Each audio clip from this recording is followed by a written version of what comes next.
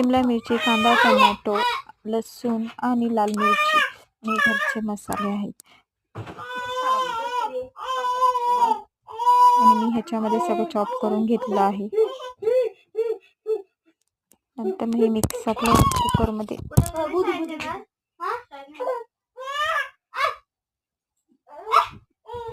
अशा पद्धतीने मी सगळं करून घेतलं आहे. मॅश केलं होतं ते. नंतर त्याच्यामध्ये तेल टाकलं, थोडं बटर टाकलं, जिरं टाकलं, मस्त तडतडून दिलं आहे जिरं. त्याच्यामध्ये तेजपान आणि लाल मिरची टाकली. मस्त टोमॅटो टाकून मस्त ते फ्राय केलं आहे. त्याच्यानंतर मी शिमला मिरची टाकली आहे. नंतर हे सगळे मसाले जे आपले होते ते घरातले ते यूज केले.